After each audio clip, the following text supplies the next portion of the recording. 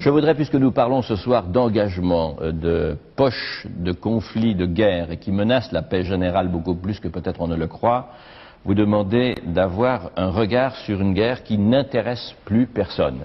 C'est celle du Karabakh. Depuis 7 ans, c'est une enclave arménienne, le Karabakh, sur le territoire de l'Azerbaïdjan. Ce territoire est en révolte, le Karabakh, contre les Azéris et veut son rattachement à l'Arménie. C'est une très vieille affaire que vous rappelle Léo Nicolian.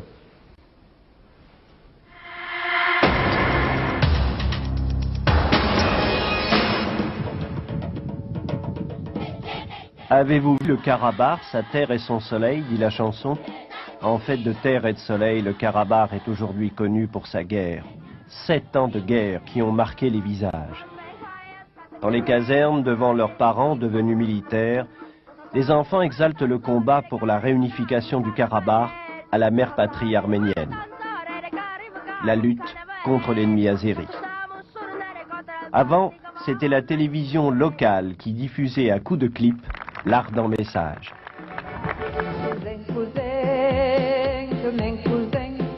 Elle aussi parlait sans cesse de ce Karabakh à libérer, à retrouver malgré l'histoire, malgré Staline qui en 1923 avait découpé un morceau d'Arménie, un morceau nommé Karabakh, pour le donner à la République voisine, l'Azerbaïdjan. À présent, la télévision du Karabakh a cessé d'émettre. Les bombardements l'ont réduite au silence.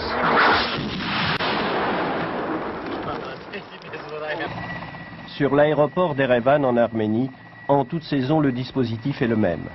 Quelques hélicoptères prêts à embarquer les hommes de troupe pour gagner les montagnes du Karabakh. 1h15 de vol pour aller jusqu'au champ de bataille et jouer au trompe-la-mort, plus ou moins. 450 km pour aller d'Erevan, la capitale arménienne, à Stepanakert, la capitale du Karabakh. Depuis 1991, cette région a autoproclamé son indépendance, réplique de l'Azerbaïdjan, un strict blocus économique et énergétique du Karabakh comme de l'Arménie.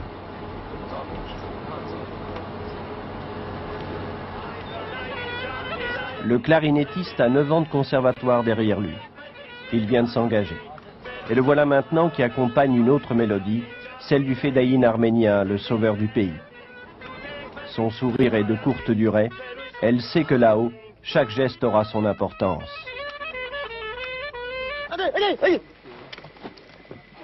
La munition est rare. Le missile coûte cher. Un homme observe attentivement la manœuvre. Il est connu de tous les services de sécurité occidentaux. Les blindés azéris sont juste en face, à l'abri d'un contrefort. Inutile de scruter davantage, c'est raté.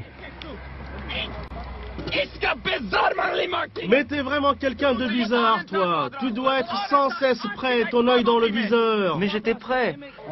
L'adversaire s'est replié, définitivement hors d'atteinte. Fusil mitrailleur et walkie-talkie, l'homme est un vrai chef de guerre. Ici on le surnomme commandant à veau. On l'appelle aussi le fils sacré. Monté Melkonian est sa véritable identité.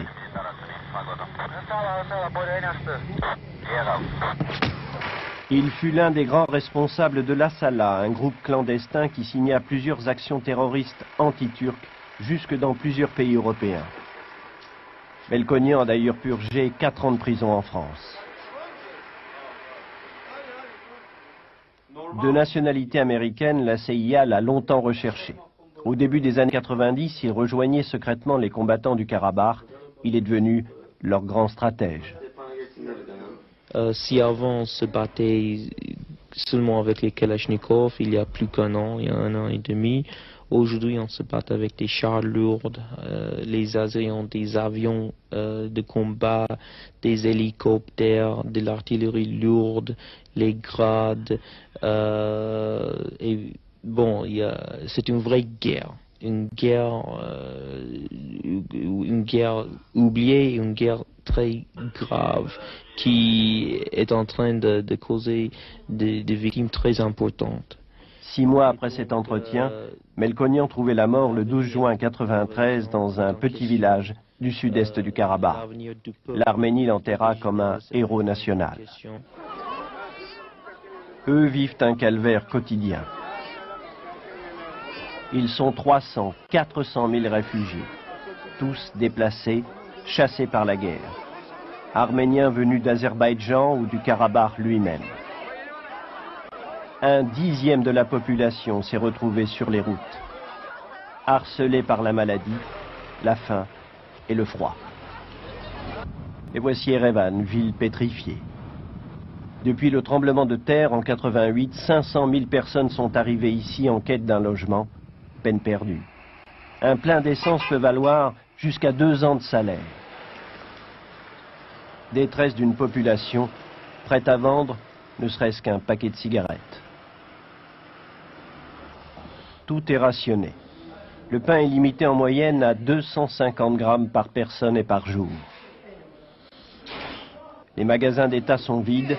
Bien sûr, au marché noir, au coin de la rue, on trouve de tout. Mais en hiver, les prix deviennent carrément inaccessibles. Dans la rue, il fait la même température que dans leurs appartements. Tous les arbres des environs ont été coupés. On se chauffe comme on peut. Parfois, il y a des arrivages. Miraculeusement, une boutique s'ouvre. Enfin, du beurre. Une livraison de l'aide humanitaire. Normalement, cela devrait être gratuit. Il faudra pourtant débourser 1/4 du salaire mensuel pour 1 kilo de beurre. Dénuement mais aussi opulence à Erevan. Certains savent profiter de la situation. Le dirigisme étatique est bien loin. Quelques privilégiés célèbrent à leur manière le libéralisme sauvage que connaît maintenant le pays. Ils sont les commerçants nouveaux. Vente, revente, spéculation, trafic en tout genre. Et oui, ce sont des billets de banque.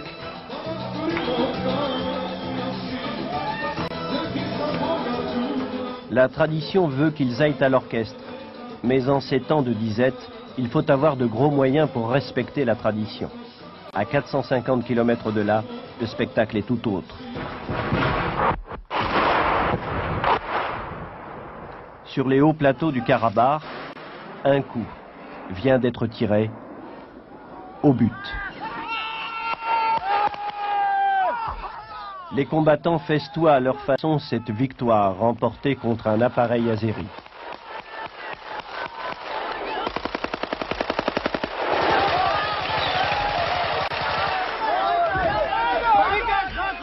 Tout de suite, l'escouade décide d'aller récupérer le pilote. Il va toucher terre dans quelques minutes. Mais la riposte ennemie est quasi immédiate. Un tir de mortier.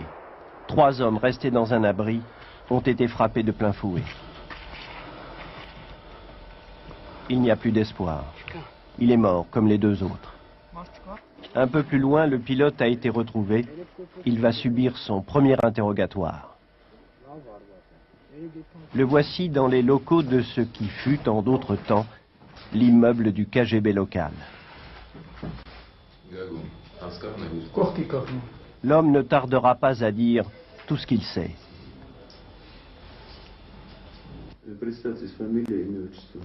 Chestikov Anatoly Georgievitch. Chestikov Anatoly Georgievitch, c'est son nom.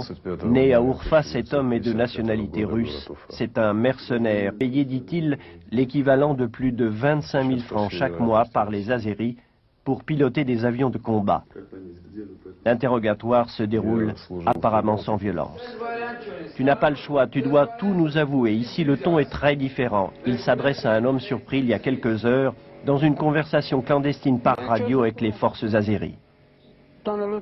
Péniblement, il arrive à articuler sa confession. Son frère et 2 autres camarades font le même travail que lui pour 5 000 roubles, soit quelques francs. Il est arménien. C'est l'un des rares traîtres arrêtés depuis le début des hostilités. Il a été fortement maltraité. Au petit matin, les hommes dont la mission a été révélée à l'ennemi par celui qu'on vient d'interpeller décident néanmoins de livrer bataille. Ils savent que 36 heures plus tard, leur adversaire doit recevoir de nouvelles armes qui rendraient impossible toute opération. Dans quelques heures, la plupart d'entre eux seront grièvement blessés ou tués.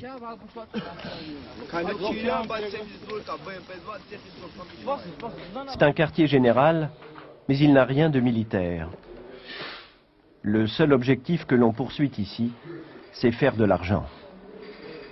Nous voici de retour à Erevan, où l'on vous accueille comme il se doit, avec le verre d'alcool. Seigneurs des temps nouveaux, ils appartiennent à la mafia locale, celle des casinos. Dans un pays privé d'électricité, les écrans lumineux des bandits manchots font plaisir à voir. Voici le grand patron du lieu. Lui et son banquier savent apprécier le nouveau libéralisme ambiant. En venant au pouvoir, le président arménien a promis indépendance et liberté au peuple, et il a tenu promesse. Et nous aussi, nous avons profité de cette liberté pour monter nos affaires. Et nous versons au gouvernement un certain pourcentage sur nos bénéfices. Lorsque vous parlez de pourcentage, c'est combien exactement? Une partie des sommes va, paraît-il, à l'effort de guerre. Ils en ont grand besoin. Ce jour-là, c'était l'été dernier, les hommes du Karabakh venaient de prendre possession d'importants stocks d'armes pris à l'ennemi. Cette récupération représente plus de 80% du matériel de ces combattants. Le reste est d'origine russe et vendu par des républiques voisines. Mais les munitions n'ont jamais nourri les hommes. Ils étaient ainsi une soixantaine à découvert à attendre le retour de quelques-uns des leurs. 20 minutes plus tard, le repas était annoncé. De même que les premiers coups de feu des militaires azéris postés sur les collines environnantes. La situation devenait plus que délicate. Par radio, un gradé lançait un appel au secours. Réponse, il fallait se débrouiller par soi-même. Depuis 7 ans, c'est vrai qu'ils en avaient pris l'habitude.